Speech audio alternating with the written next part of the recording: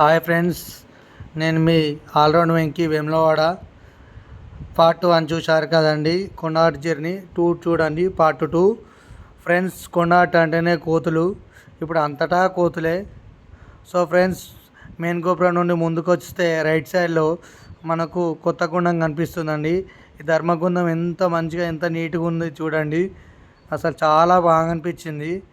నీట్గా మెయింటైన్ చేస్తారు. ఈ బిల్డింగ్ కనిపిస్తుంది చూడండి. ఆ బిల్డింగ్ నుండి ఒక చిన్న పెయింట్ ఉంది, ఆ మునుల గృహం ఉంటుంది. నెక్స్ట్ టైం వీడియో ప్లాన్ చేద్దామండి. ఒక ఓల్డ్ గుండం అనేది క్లోజ్ చేశారు, అంతకుముందు డౌన్లో ఉంటుండే. సో ఫ్రెండ్స్, ఇప్పుడు మనం టెంపుల్ లోపలికి వెళ్ళడానికి సిద్ధమవుతున్నామండి.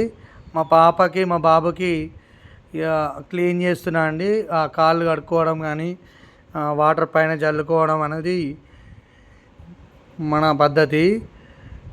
మనం స్నానం చేయట్లేదు కనుక క్లీన్ చేసుకున్నామండి. మా చిన్నోనికి వాటర్ ఎక్కువ ఇష్టం అని చెప్పేసి కాసేపు అక్కడే గడిపాం. తర్వాత లోపలికి వెళ్ళినామండి. తర్వాత 5 ప్రదర్శనలు చేద్దామని చెప్పేసి జై శ్రీరామ్ చేస్తున్నామండి. ఆ గోపురం చూడండి స్వామివారిది, చాలామంది ఉన్నారండి. అసలు చూశాక నాకు అసలు కొంచెం పిల్లలు సతాయిస్తారేమో అని చెప్పేసి మా బ్రదర్కి తెలిసిన వాళ్ళను కాల్ చేపించి మెల్లిగా దర్శనానికి లోపలికి వెళ్ళినామండి. ఇక మా పిల్లలు చూడండి, కోతుల్లాగా ఎంత చిన్ని కాళ్ళతో ఎంత బుద్ధిగా నడుస్తున్నారో. సో ఫ్రెండ్స్, మాకు దర్శనం చాలా బాగా అయిందండి.